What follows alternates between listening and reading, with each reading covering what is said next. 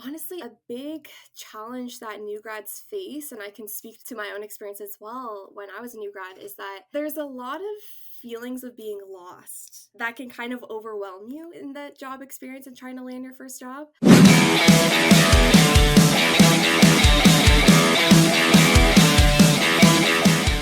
Hey Carly, welcome to the show. Hey Max, it's great to be here. Thanks so much for having me. How's the month of May treating you? Not too bad. It's kind of crazy that's already May though. I feel like it was just the new year, and now I feel like I need to catch up on my New Year's resolutions. Oh, what were those New Year's resolutions, if you don't mind sharing? Yeah, honestly, I think they were sort of like health related, kind of the typical stuff like, more exercise, eating more fruits and veggies, or just like healthier snacks. Also, considering I'm a new career coach in the space, it's been one of my goals to build my brand more as well and connect with more people. So I've been targeting that one for sure. Yeah, like I don't know when you started on LinkedIn, but let's say I'm assuming like the past couple of months, I keep seeing you comment on my content.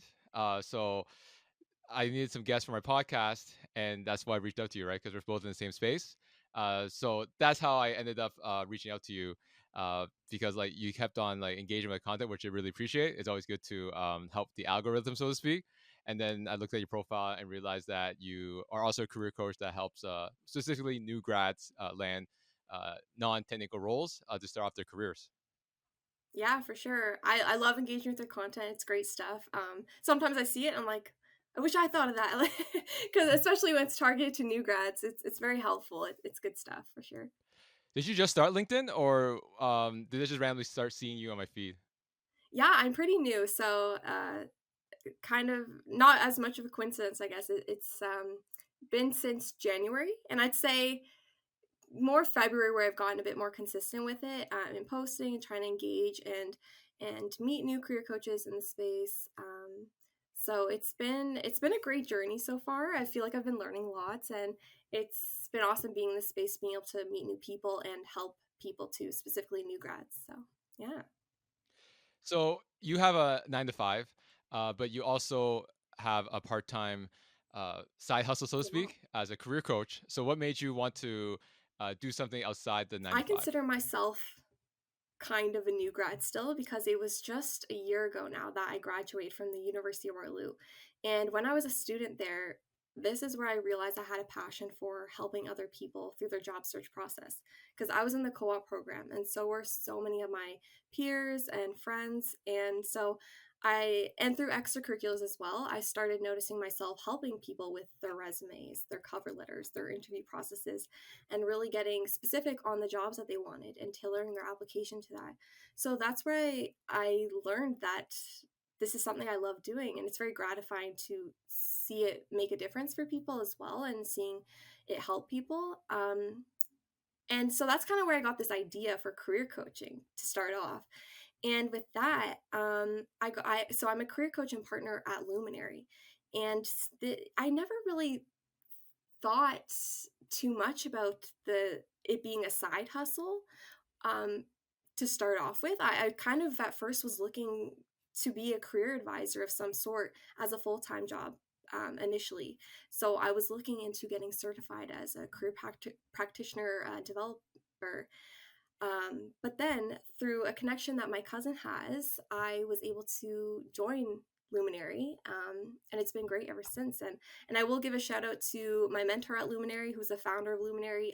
He goes by the name of Mooney, and he's a big career coach within the space on LinkedIn as well. So he's the one that believed in me and gave me the opportunity to take on this side hustle, and it's been a really great experience ever since. Can you tell us a little bit more about Luminary and what they do? Yeah, for sure. So I think there's about 9 or 10 of us coaches on the team right now, and at Luminary, our coaches provide a holistic end-to-end coaching platform that aims to give clients, the confidence and control in their careers. So it's really about getting clients from point A to point B, guiding them through their job search process to eventually lead them to their landing their dream full-time job, or even if it's not the dream job, it's a job that aligns with their values and is meaningful and is their target role that they're after. Sounds good. And it's good that I have you on at this time, right? Because we're in May. Uh, if I recall, usually the semester ends end of April when all the exams are done. So now a lot of these new grads are trying to get their first corporate job. And since you Yeah. focus on helping new grads get their first corporate role, I thought it'd be great to have you on during this time to help them prepare for their job search strategy if they were not able to land a placement or a job before they graduate. So, with that being said, what are some big challenges that you see for new grads this summer and fall when it comes to the job search? Yeah, so I think honestly, a big challenge that new grads face, and I can speak to my own experience as well when I was a new grad, is that there's a lot of feelings of being lost that can kind of overwhelm you in that job experience and trying to land your first job out of university. I think university comes with a lot of structure. You know, your assignments, they have deadlines made for you. Your breaks throughout university are established for you. You know, everything's laid out for you. And then when you exit that, it's now all up to you. There's no more structure. It's you are leading your life. You're leading your career path now. So it's really about buckling down and deciding what it is that you want. And I think that can be a really kind of scary and challenging thing for some people who may have even, you know, if they took the steps to try to figure out throughout university, like went through a co-op program, did extracurriculars, sometimes you still may be feeling like, I'm not sure what I want. So I think it's really important to get clear on that before you just dive into the job search. So I really recommend looking into like doing some introspection, looking into what it is that you want out of your life and career, looking at things that you consider values of yours, and painting the picture of what success looks like for you as a new grad. Because I think you can fall into the trap very easily of chasing certain goals or a job path because you know that's what's expected of you or because that's where the validation is at. But you in order to actually build a meaningful career, you want to make sure that you're targeting what it is that will actually fulfill you and align with what you want. So get really clear on that first. That's a good first step to navigate the job search process for sure. To go back to what you were saying in regards Yeah. to like just jumping in terms of finding a job that's safe or prestigious or something that society or their parents want them to do, it seems like for a lot of young professionals, they're trying to like fit the norm and applying and trying to get jobs that would fit the mold that's what expected of them, but they kind of ignore the self-discovery process to find true fulfilling work for them. So what is your recommendation in terms of like taking a step back and really doing some self-discovery to find out what you do want in a job and in a career? Yeah. So I think some steps you can take to figure that out is honestly, some of these might even be pretty basic things, but go a long way. Even just doing some journaling. I know that sounds kind of might sound silly to some, but I think it's really important to actually ask yourself certain self reflection questions. Specifically, what does success look like for you? The things that have fulfilled you in the past. Look back to your extracurricular activities that you've done, your academic experiences, or even co op jobs that you may have taken on, and look at what you liked and disliked in these experiences and really focus on I think the like so you can follow that more. You can follow what it is that sort of gets you excited, makes you excited to get up in the morning. Um, and also understanding that what works for another person might not always work for you. So I think we also have a tendency to compare through our job search process. You know, if someone has landed a job sooner than we have or has it figured out sooner than we have, it may, yeah, we may start to look to what they're doing instead and being like, how can I follow that path? But understanding that um, that's not the way for everyone and that it's important to follow your own path will go a long way for you. So speaking of like following other people's path or like seeing what other people are doing in terms of their job search and how they've gotten their jobs. There's obviously a wealth of information out there whether it's on LinkedIn, YouTube, or other resources that you may find valuable. There's a lot of different angles or different experts providing various types of advice in the job search. So, with that being said, what are some things that you should evaluate in terms of the information you're getting in your job search to understand and know what's the right advice to follow? Right. So I think um, that's a tricky one because I feel like if a lot of information is coming your way, it's like how can you decipher from what's right and what's not right? And I think a good way to know that it's you are following the right advice is look to people who are making content or speaking to those experiences who are already in the space that you want to be in. So utilizing tools like LinkedIn to network with people who have the job that you want, who are in the field that you want to be in, and reach out to them. You can request coffee chats, informational interviews. Of course, you want to start off with more of a professional introduction first when leading into those things, but I think these things can go a long way with learning about what it takes to get into that type of role and how another person did it to understand, are these the right tips for crafting my resume, or how should I be leading this interview. I think it's important to get specific with the people you're getting advice from, and going back to my point before, it's important to get specific on the target role that you want so you can do that. And you touched upon an important point in terms of networking. When I was a new grad, I didn't do any networking at all. I just applied online and hope for the best. But for you, as you said, networking is very important, not only to build connections in your target industries or roles, but also gain some insight whether these are the right roles for you. With that being discussed, what are some effective strategies that you can recommend when it comes to helping new grads build out their network? Yeah, so um, effective strategies. I mean, I kind of touched on using LinkedIn for sure, and I think going back to what I was talking about before, when you get specific on what it is that you want, and you start connecting and following people in those spaces, specifically if they're thought leaders within those spaces producing their own content, I think this can be a nice way to ease into engaging with those people. Is commenting on their posts, starting the conversation there, perhaps before actually making that final introduction within email format or within their messages as well. I also touched on conducting coffee chats or informational interviews, and I think here is where you can not just learn about how to get into a field, but you can do your own research to understand um, what you're getting yourself into, I guess. So what I mean by this is tools like LinkedIn can be really great for connecting with others for that essential research. So understanding the company culture for your target company, or whether the job description really aligns with what it says it is, or sorry, the job really aligns with the job description, what it says the job is. um, or learning about whether people are content there. What is the work life balance like?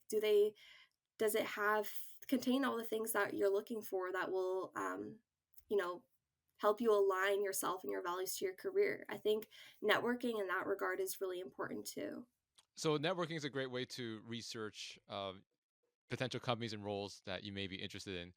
What are some other ways that you recommend people research, or that new grads could research companies and roles that they might be interested in?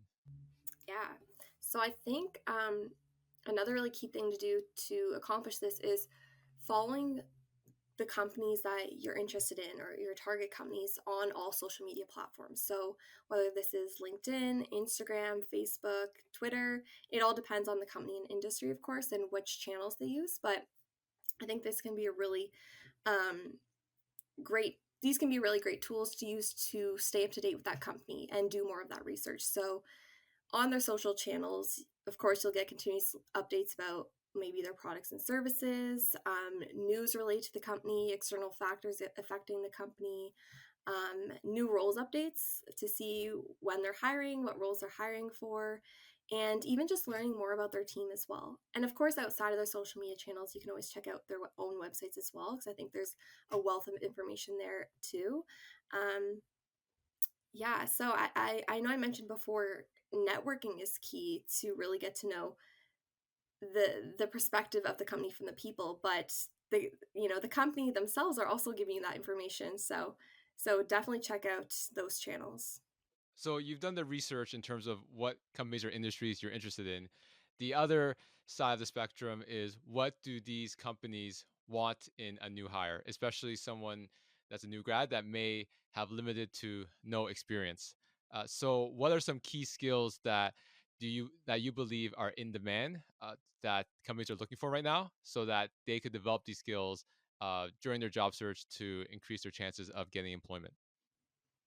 Yeah, so I think I'm going to speak to three key skills that come like top of mind for me when you ask me that question, because okay, I want to start with adaptability. So I think adaptability is a really important skill for new grads or anyone really applying to a role, because you will require the skill across all jobs. It doesn't matter what the job is, what the description entails. You will need to be adaptable, because it is inevitable that you are going to face some sort of changes or redirections, whether that's redirection of a project due to stakeholder or managerial feedback, redirection of you know uh, the structure of an organization, or it could be something like, what other changes? Oh, changes in your roles and responsibilities, which is something that you, of course, want to happen too, because you want to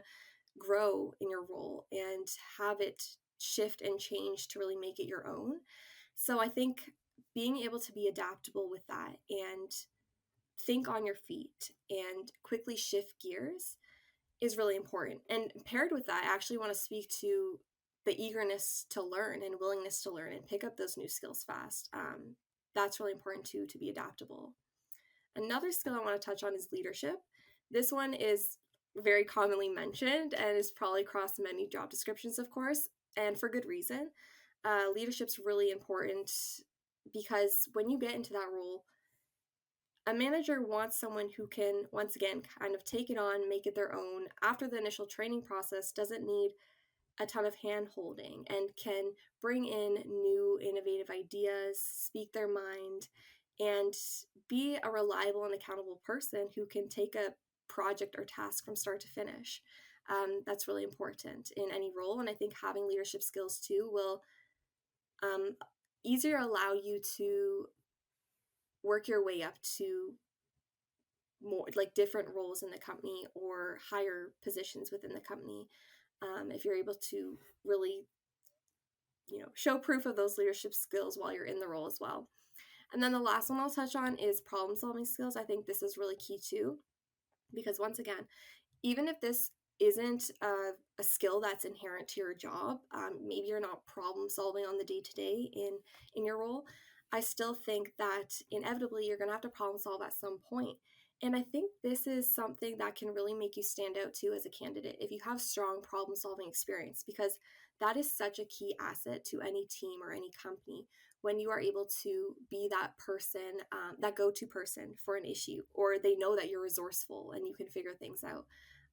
So I really think that problem solving, regardless of whether it's a main mentioned requirement for your role, will be really important to have. So to summarize, Carly, the three main skills that you recommend new grads develop is adaptability, leadership, and then problem solving. Oh yeah, for sure. So to touch upon that, a lot of new grads may have limited to zero experience in terms of the workforce. However, when I work with new grads, I always say that if you do have if you have participated in extracurriculars or have some like good projects in your academic career, you can leverage those in your resume and also speak to them Definitely. in the interview, right? In regards to that, what is your suggestion in regards to helping new grads leverage those experiences in terms of extracurriculars? and academic projects to show those skills that you mentioned in adaptability, leadership, and problem solving. Yeah, for sure. So I think one of the key things here is that not treating your academic experience and extracurricular activities as like not undermining it, because I think a lot of people tend to just think like, oh, that's just some club I was a part of. It's like, no, that you did a lot of work on that club, in that club, and it was meaningful, and you learned a lot of crucial transferable skills that you can definitely leverage within your application and within your interview. And I think the key here too is the language you use and how you frame it in, once again, in your application and in your interviews. So let's speak to leadership, for example. Say you were in a leadership role, maybe co-president on a student leadership club, and you want to say something like held weekly team meetings with team members. So yes, you did that, but did you hold weekly team meetings, or did you lead a team, keeping members on track with their termly goals, their current activities, and manage all action items? I think it's about reframing what you did, and of course being honest with that too. It is honest, but I think it's about finding the strong verbs to describe what it is that you did to really show that this was a strong leadership experience. And I think with that too, you want to make sure you're focusing on you and not we. So, because employers, hiring managers, they want to hear about what you did, not that you kind of hid behind a crowd or a team and kind of, assisted here and there. So, I really recommend staying away from verbs like that and using those in interviews and resumes, because I think it kind of weakens your experience. It doesn't show accountability, it doesn't show leadership or responsibility. So, really own what you did.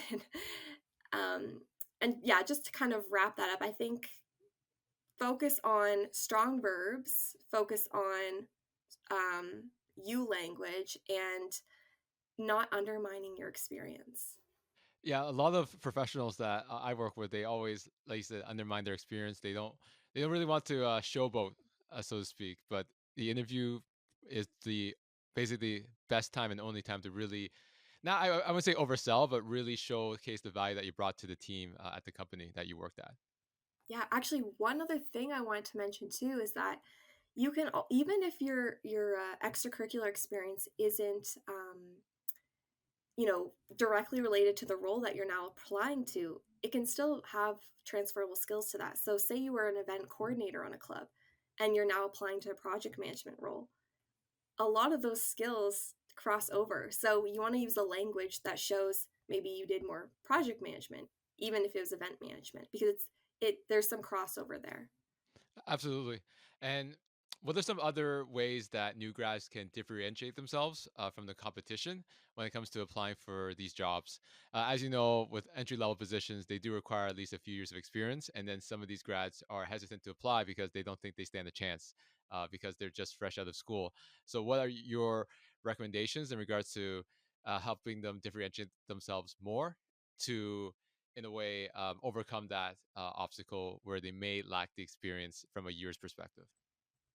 Yeah, I think the main thing I want to say here is show, don't tell, if you have the ability to, or if you're applying to a field or a role that, um, you know, it makes sense to have proof of those tangible outcomes that you've produced. So, for example, if you want to be a content creator or a blog writer or maybe a designer, have proof of your work, because this can go a long way. It's about, maybe building a blog, building a website, or building your own portfolio, because this way you are providing that concrete evidence.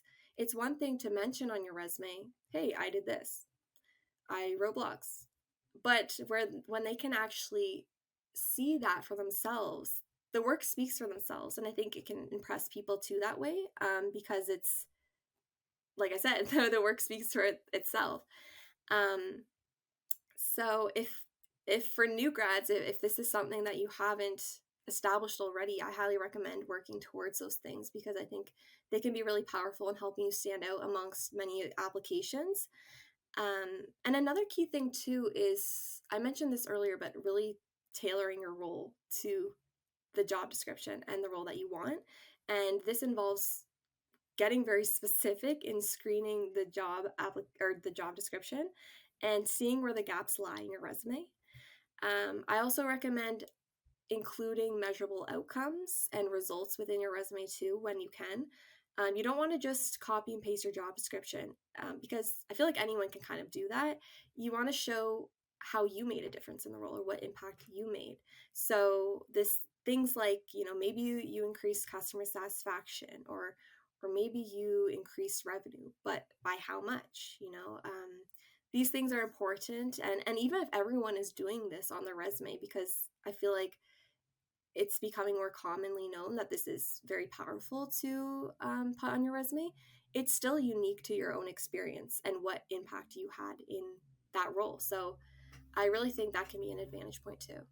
So you talk about the do's of a resume. What are some don'ts of a resume that that you don't recommend new grads do on the resume that is probably decreasing their success rate? Yeah, so I'll speak to two that come top of mind for me. One is just kind of on the opposite side of what I mentioned. I keep, I obviously have a strong opinion about getting really specific on the role that you want and tailoring your resume to that role. But on the other side of that is not applying to 50 or hundreds of just general or submitting general applications and submitting these applications to just any job. I always like to say quality over quantity. I think this is really important because it's a more targeted approach, which will make it more effective for you if you're putting the time and effort into really crafting a resume that speaks to the role that you want and this industry that you aspire to get into. Another thing I'll mention too is when it comes to tailoring your resume to the role. I mentioned screening the job description for this. A lot of people tend to just add in all the keywords in the resume in any way that they can and just kind of plop those in, hoping it'll get seen, and their application will have a better chance. But this isn't necessarily the case if you're just plopping them in. Once again, anyone can kind of do that and claim they have these skills, but I recommend actually implementing these keywords or key skills into the experience section of your resume where you're describing your experience and following that method of what you did, how you did it, and what the end result was or what you learned from it. Yeah, one of the things that really irritate me is like there's a lot of discussion of like the ATS and uh, Yeah. these professionals reach out to me say I have like a 95% optimizer score on this free resume review software and I'm not getting any interviews because they're so focused on trying to get some like imaginary score that they think they'll get an interview on, right? And then at that Yeah, point, exactly. the recruiter just knows that you're just stuffing a keyword in the resume to make it look good, but doesn't really tell them anything. Another It's true. example would be, let's say you're a data analyst and you should actually no. Let's say you're trying to transfer or pivot into a data analyst role. And you just put Python as a keyword as a skill, but there's nothing about you actually doing Python in your work experience. A recruiter is going to see from a mile away that you don't actually have the experience. You just put a keyword there just to hopefully get in the door. Because of, do you think that this is some important keyword that will help you get past the screening Yeah. process? Yeah, and I think too that that will almost hurt your chances in the long run as well because with a lot of technical roles like that, where you require those skills, there's often in the interview there's often the like skills test where they actually get you to use those tools. So if you're kind of fibbing a bit on your resume and then it comes to that test and you don't know what you're doing, it's not a good idea, of course. Obviously, once they submit the resume and they get an interview, they'll have to speak to whether it's the recruiter, hiring manager, or hiring panel. So a lot of these new grads may be interviewing jobs in a corporate role for the first time. So, what are some best practices that you can recommend in regards to making sure that they perform well at these interviews? Yeah, so I think people talk about the star method a lot when it comes to situational questions and answering that and following the STAR formula, which is, situation, task, action, and the result. And recently I've been seeing too, from other creators on LinkedIn, that's also important to add the L at the end, which is the learning. What were the learnings that came from that experience? So I think that can be a pretty important formula for new grads to follow in their interview process, just to make sure that they're hitting on all the important details and providing enough context. And with that, I also want to point out a key mistake that I think a lot of people make, which is missing out on the action portion of the STAR method or the STAR formula, because I think a lot of people have the tendency to outline the situation or task and then just jump to the end result. But kind of the juicy stuff there in the middle of like the actual steps you took or the tools you used to get to that end point is important, because um, the hiring manager wants to learn from you in your interview that you are capable of doing the day-to-day responsibilities. And I think in that, the action describes how you took action to do those day-to-day responsibilities required. So don't miss out on that. A good way to make sure you don't is definitely practice, lots of practice in interviewing. You want to rehearse a lot, so um, you're prepared for common questions that they may ask. And yeah, prepared and can make sure that you're not missing any details. So I think you could also practice by recording yourself and then looking at, okay, did I miss anything after looking at it back? Do you think there's a different way to prepare or present yourself between a video interview and in person? I think when it comes to interviewing on video, so virtually, sometimes I recommend like kind of turning up the animation of your body language and all that, turn that up a notch, because I think sometimes it can be harder to pick up on those things behind a screen. So because you're not in person, you can't see everything, you can only see like shoulders up. So that, you know showing enthusiasm through your tone of voice and showing, like smiles and just like happiness to be there because you're excited for the role and the opportunity. For sure. And just go back to your point before about the STAR method and then the actions. A lot of the professionals that I work with, when I first work with them, they briefly touch upon the action and then they go straight to result. But similar to like elementary school, when you do math problems, they want to see your work. They just don't want to see the answer because they want to know if you actually know what you're doing or you're just guessing, right?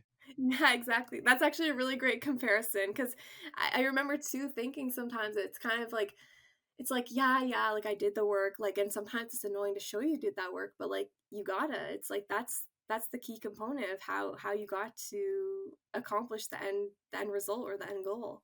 Yeah, it's all about like they want to understand your thought process and see like how did you arrive to this conclusion? Did you look at other angles as well? A lot of a fair amount of interviews. Well, it depends on the role. Sometimes they ask you to do a case study, and they always like having just one answer is not good enough. They also want to see what other recommendations you have as well. So they want to see your thought process in terms of approaching it different angles and which angle you decided to go with and why. Yeah, for sure. Because I think too, like it shows what type of worker you are. It shows how, critical thinking skills or problem solving skills, like how you approach things, which is really important once you're in that role and maybe have to dive headfirst into certain things, right? Absolutely, and the first job search as a new grad, at least from my experience, is always the hardest because you don't have a lot of experience, and you're gonna get rejected a lot. This is probably the first time you get rejected consistently over a long period of time. Like for me, just very briefly, when I graduated from York and I was trying to get my first job in marketing, it took me about 11 months of job searching, a lot of rejections, a lot of applications. So this leads me to my question in regards to for new grads that are experienced the job search for the first time and they're already getting a few rejections and they feel discouraged, what are some things that you recommend to help them stay upbeat and stay consistent and follow the process to stick with it to get the job that they're looking for? Yeah, I think even like yeah, this topic hits close to home for myself, even having gone through that process like not that long ago, of course. I think it's important to remind new grads that there is a light at the end of the tunnel in terms of, if you are putting, staying consistent and putting in this work, it's eventually going to end up, paying off for you. And when with saying that, you want to make sure that the work that you're putting in, you're not just, you know, say you're getting rejections. You don't want to just keep submitting the same applications and not seeing results. So you want to continuously reiterate your approach, and once again, talk to people, talk to career coaches, people on LinkedIn who are in that space who want to help. It's important to always, yeah, tailor your approach even after interviews. So, say you had an interview, it can be very discouraging if you don't get the job after that because it's like, where did I go wrong? But see it as more of a learning opportunity to take note of. Actually, what else you can do is ask the company that you interviewed with for feedback. End it on a good note. Thank them for the opportunity, and ask for feedback, because I think that's also really key. Of course, who knows? Not every company will respond, but taking a chance, they might. Um, yeah, another thing I want to say to new grads who might be feeling discouraged in this search process is that your your job isn't everything. It's very important, and your career is very important, but it's just one facet of life, of course. So it's important to stay balanced while you're going through that process, to make sure that you don't burn out fast and kind of build resentment for the process. And to do this, you want to make sure that you're also prioritizing things that kind of give you energy. So, spending time with family and friends, or investing in your hobbies and your interests, and doing the self-care that is needed during that challenging time where you may be facing rejections. I also want to say, don't compare your journey to anyone else's. I think I mentioned that before too. I think it's just really important to touch on again, because everyone's experience is different, and it's not a race. It's, you should be taking this at your own pace, for sure.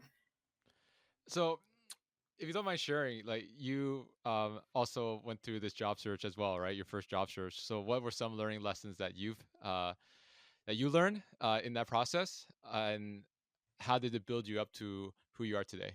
The advice I just told you, I think I learned that the hard way, because I didn't practice what I now preach at the time. I think I did burn out quickly in my job search process initially, because I was taking an approach where I was putting so much of my self worth and value into um, landing that next job.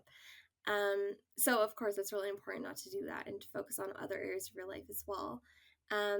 Another thing that I learned throughout my job search process is that, honestly, my job search process kind of gave me a bit of redirection.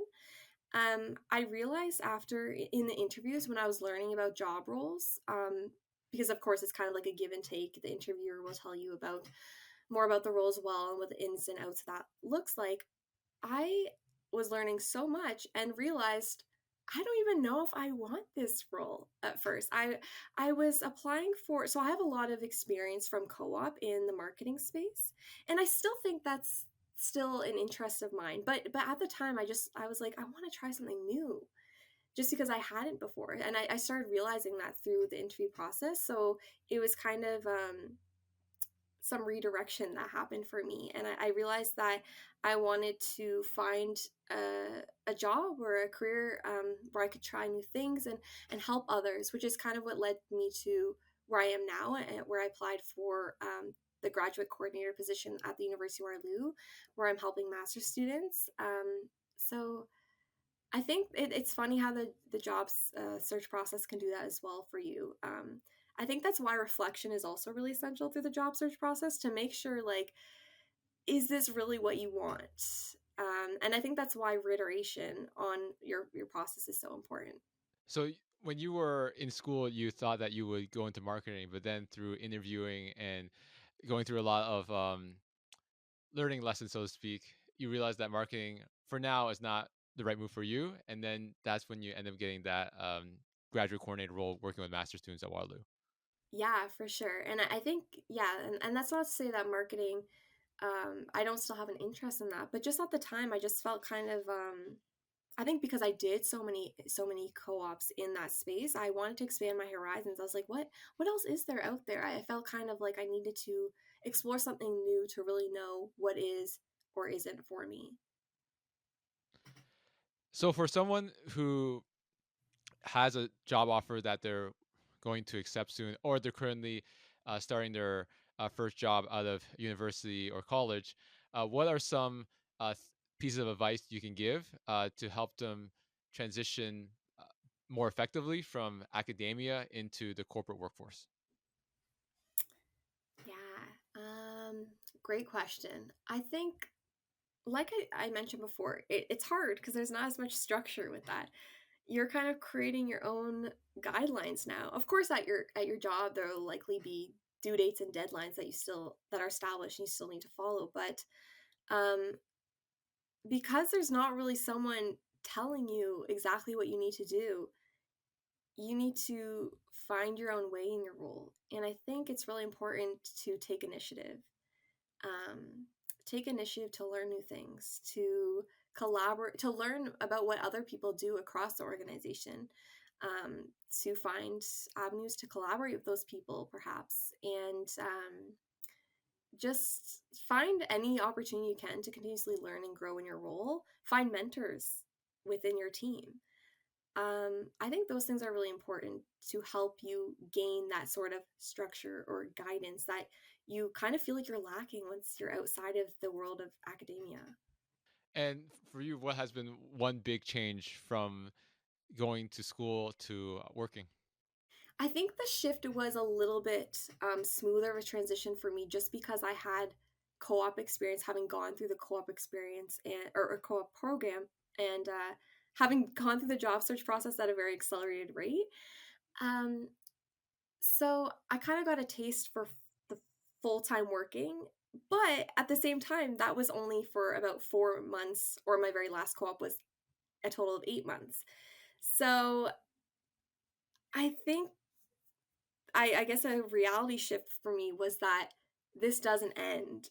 Do you know what I mean? Like it's not like okay, like that was over. I take my learnings and move on to the next. This is a bit more, there's longevity to this. And so, because of that, I want to make sure that I'm setting goals for myself in my role. Um, because even though there's a lot of time, there isn't like a shorter time frame. I want to make sure I'm still, hitting the mark on certain learning goals that I have for myself. And some people say it might be a bad job market right now. A lot of recessions, there are a lot of layoffs. What are some like encouraging words that you can give new grads that are believe that it's kind of doom and gloom right now? It is hard right now, and I've spoken to a lot of people about that. So it's tricky for sure. And I try to remind people and new grads that it's if you're not getting results right away, sometimes there are these external factors that make it much more challenging for us during the time. And you can do, whatever you want to give yourself the upper hand, give yourself an advantage, but sometimes you still feel, um, you still face those rejections or pushbacks on the job search process. So my words of encouragement are that it takes patience, and that's normal. I think being able to relate with other people that okay, this is normal, that this is I'm not going to get a job maybe within the first month or few months right after university. To know that that's normal, I think is a really reassuring thought, because especially for students who did co-op and you're finding jobs at an accelerated rate, you might not be like used to this feeling of oh, I'm not getting a job yet. Like, what's going on? So, knowing that that is normal and that is okay, and that doesn't mean that you won't land a job, um, is something that I really want to emphasize. Carly, it's a great to chat with you in terms of like giving my listeners who are new grads some advice in helping them accelerate their job search. So I want to end this podcast conversation with you with a question I asked all my guests at the end. So as you know, my podcast is about helping professionals overcome common career challenges to help them take their career to the next level. So for you, you already shared a good amount of your story, but what was one big challenge that you had to overcome, and the big takeaway from that challenge to um, that you learned to get to where you are today? Yeah, I think this might be a common one. I feel like you've probably heard this one before, but imposter syndrome, for sure. That one's big, and I think everyone in whatever position or stage they are in life experiences at one point or another. And yeah, I experienced this throughout university. I experienced this after university, finding a job, my job search process, even in being a new career coach in the space. It's something I face, and I think there's that little voice in the back of my head sometimes that challenges me, and there's that little doubt of like, can you do this? Like, can you really do this? Are you really fit for this? And I think what kind of gets me through that is knowing that it's better to try and to fail than to never have tried. So, keep pushing through those negative thoughts or self doubts because um, every time I have, it's worked out. So, I think I have a good method going here. Fantastic. Again, great chatting with you, Carly. So, how can people learn more about you and what you can do to help them with their careers? Yeah, for sure. So I recommend following me on LinkedIn. My name is Carly McLeod, and reaching out whenever. I would love to chat and see how I can connect and help anyone. But specifically, if you're a new grad, I would love to hear what your challenges are and what I could help you with. Fantastic. Thanks again, Carly. Yeah, of course. Thanks for having me, Max. This is great. Thank you so much for watching. For more content on careers, job search, and self improvement, make sure to hit that subscribe button.